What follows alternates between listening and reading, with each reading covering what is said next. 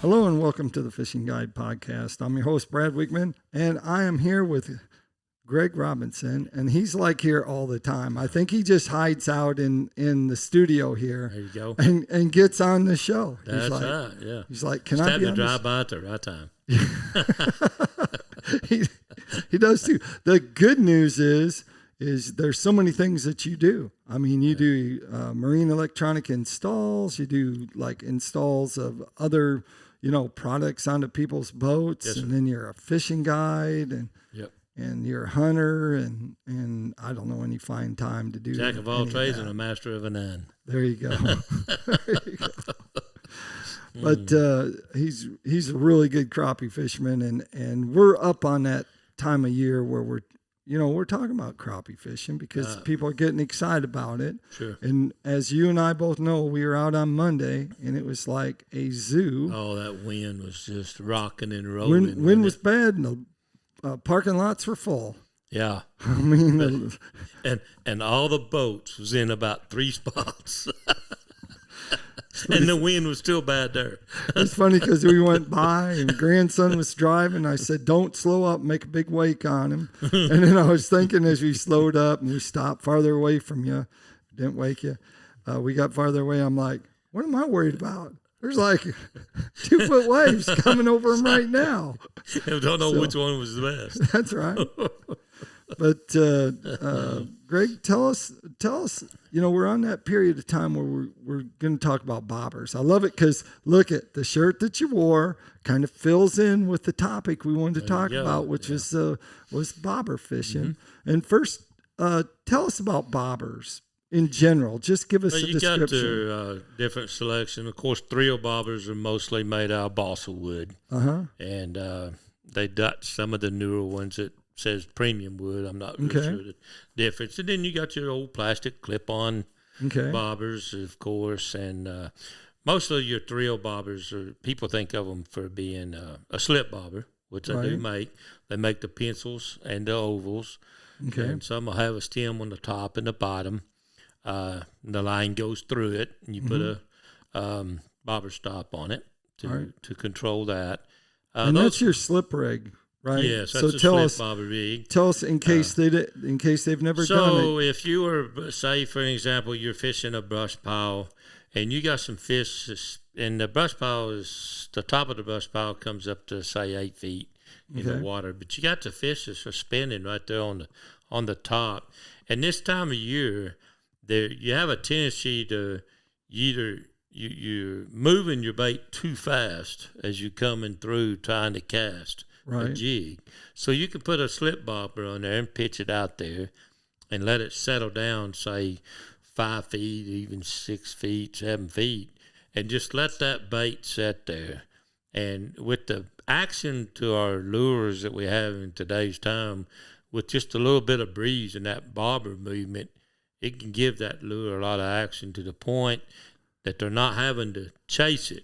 And they'll just come up and do that, and it's very effective this time of year, plumb into to the spawn. Well, how big is a slip bobber usually?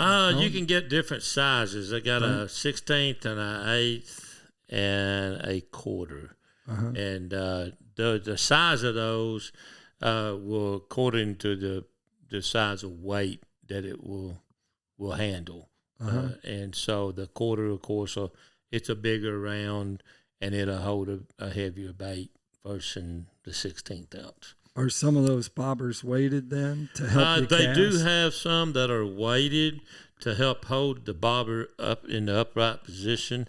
I don't particularly like the weighted ones. I like just without a weight. In fact, I use a lot of times, I'll be in a situation where I'm jig fishing or vertical jigging, and I carry the little oval balsa. It's got a little spring in the bottom. It's got a little hook, and you just run your line in there, push the spring down over your line, and it'll hold it in place to a degree until you set the hook a time or two, and then you'll have to readjust it. But you don't have to put a slip knot or anything, and it'll kind of hang off to the side of your line. But when you put it out there, it's so light, it just lays a little bit, and you get on those light bites, it'll stand them bobbers up, and you'll know even sometimes before they jerk it under, that you've got them. So I like those. Some of the pencil ones made to stand up, and Yes, then when sir. the crappie bites, then it makes it go over. lay over. So there's two different bites you look exactly. Yeah. So if they're hitting it and coming up on the bobber, then it'll do that. It'll lay over, and you can set the hook.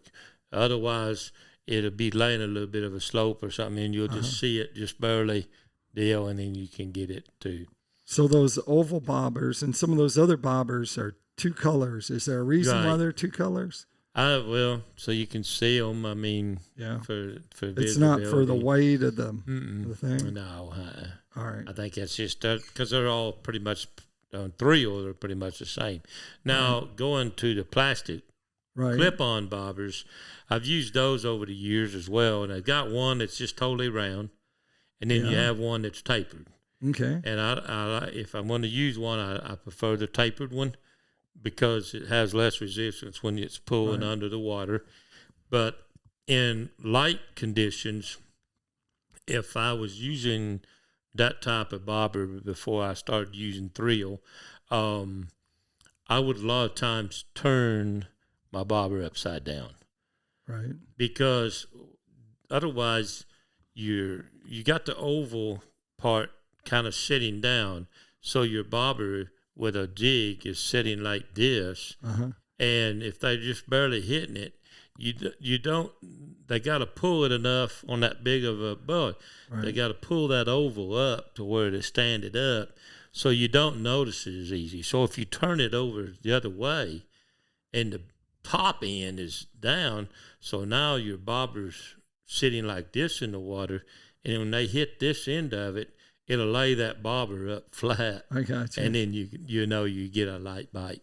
All right. So that's what I do with those. So tell us conditions that you're looking for when you're bobber fishing. Bobber and jig, and bobber or jig and a minnow. Well, this time of year, just like you said, and later in the day, especially, we got a big rain today, so we're going to get some stained water. And hopefully that water that's going to be coming in isn't any colder than what we already have. Right. And if it's not, in other words, we're setting at 40, I think Monday when I was out here, 42, 43 degree water. Yep. So if that water is not any colder coming in, it will heat up quicker than if it's super cold water. Right. And so you take this stained water coming in, a bright sunny day, 60-degree day or afternoon, 50, and a real good sunny day, those fish are going to move up in that column, and they can either suspend or they'll be close to structure somewhere. Standing timber is really good because they'll just come up in that standing timber, and they'll just sit there, and you can take them bobbers and set them about 4 foot, and you can catch several fish that way. So, standing timber, is there an area of the lake like feeder creeks, or are you on the main lake? Mainly the feeder creeks and the coves has got some standing timber in them or some structure. Right. And they will get up on some of these flats because the lake will have a tendency to rise a little bit. Right. And then you'll get, like if you get far enough up in the river, it's almost like a little eddy or something. There'll be just a little intake pocket that the water will come in. And a lot of times it'll be a little bit clearer there, but it won't be moving water. Right. And because of the river. And you can get in those little deal and get around little bushes under the water and stuff, and they'll move in there in the afternoons. Yeah. And then you can get them about 2 foot.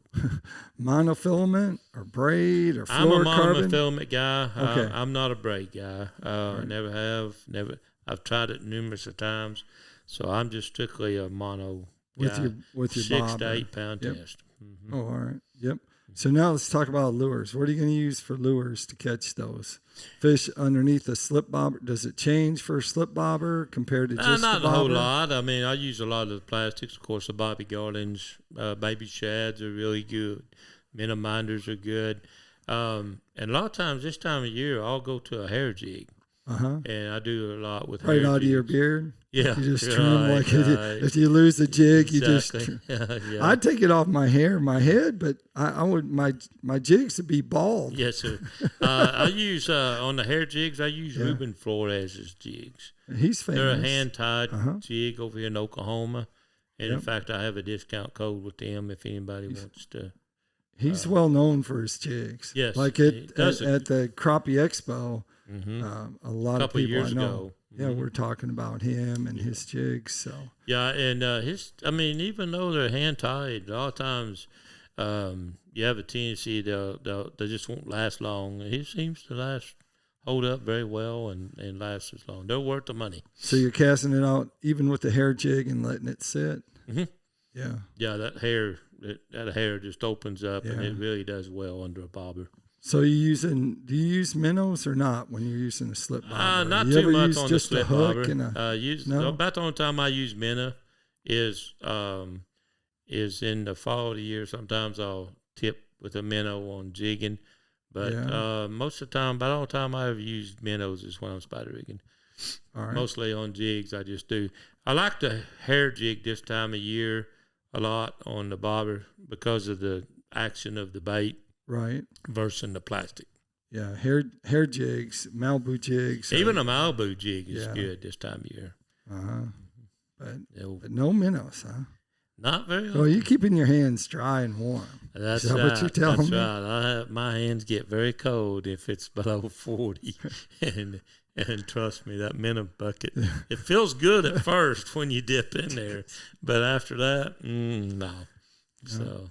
You have to have Lance come around, and Lance could just bait your hooks. In fact, when I fish with Lance, I say, even before he got it, when I fished with Lance, I told him, I said, "You're my guide today." In other words, you're at least going to get that minnow out of that bucket.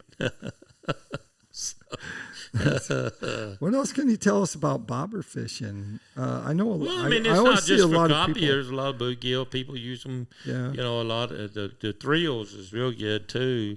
They got them smaller ones you can get this spring when the bluegill bite picks up, and they're really good for that and that sort of thing too. How about live scoping? How does that play into bobber fishing? You literally can see your jig. Yeah, sitting there suspended. In fact, if you remember, we was on Lake Washington. Was it 2 years ago? Yeah, it's 2 years ago. We went down there, and the big cold blast and the snow, the lake froze over down there and just thawed out when we got there. And if you'll remember, in that last day, all of us struggled catching fish that week. We all did. Yep. And anyway, the day before, I had Mitch, PICO Lure, on the boat with me. Right. And we got up in them cypress trees where those fish were staging before that major front hit. And if you'll remember what we was doing to catch those fish, and we caught more fish that afternoon than the other people, and what we were doing is I started going in there to spider rig it, and I got to seeing the fish were real skittish with the live scope.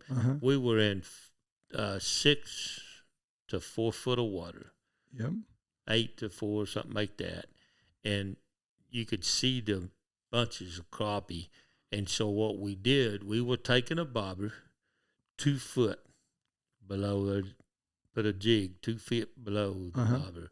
And we were taking our 16-foot B&M pose and just lobbing it out about 18, 20 feet in front of us. And I'd take the power, as soon as I seen the fish, because they was real skittish, I'd drop the power pose and hold the boat, and we'd flip out there, and we'd catch 2 to 3 out of the school until they'd move, and then we'd pick up and move again and do that. So the bobber was very effective at that time too.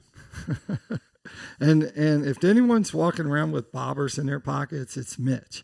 Mitch always has bobbers in his pocket. That is true. So if you ever run out, he'll have a curl tail jig. Yeah. He seems like he always has a package of curl tail jigs with him. If you run out of bobbers on the lake, you just track them down, and he'll have some. He'll have extra for you, and there's no doubt about that. Exactly. But that's the good thing. I mean, but once this water temperature gets above that 45 and starts nearing into 50, the bobber fishing will pick up. Yeah, we're gonna be by this show's couple weeks. Really just a couple weeks. It's gonna happen. That's February. I mean, exactly. So that's by then. And I've always heard dirty water warms up quicker. It will, depending on how water. cold it was when it got in the start. Right.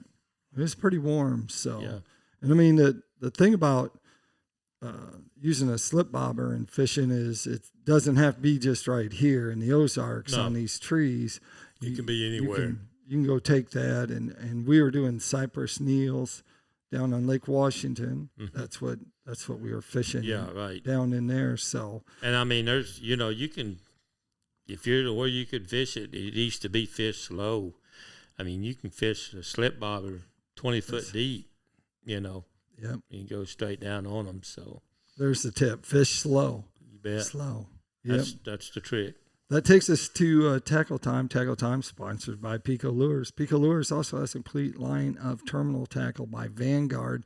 They have some floats and bobbers, so you have your option. You can, if Vanguard doesn't have them, then you can go to lurenet.com. That's right. Get them there. But he's got everything. I actually used the big 9-inch Big Daddy fillet knife on a 20-pound striper the other day. Oh, really? Super sharp German steel. Cut it through just like butter, buddy. There you go. And so we've cut that up. We're going to smoke one of the stripers, take all the red meat out so it's not real strong, and we're going to try that. So they have everything. They got tools, and they got, man, you name it, they got it. But you can check all those products out on PICOLures.com. And, of course, they also have hard and soft baits that you can go bass fishing. Walleye fishing is going to happen here real soon. Real quick. Yep. So you can check that out there at PICOLures.com. Greg, if they wanted to find out more about you, of course, we didn't touch on it much, but he doesn't do electronic installs here in Northwest Arkansas. You're also an authorized dealer for Trophygraph Systems. That's right. So and where would they get in contact with you? Through Facebook on Greg Robinson or gregsguideservice.com or 479-601-1683. There you go. There you have it. Like I always like to end the show, make sure you keep your hook sharp. And your baits in the water. Baits in the water. Whoa.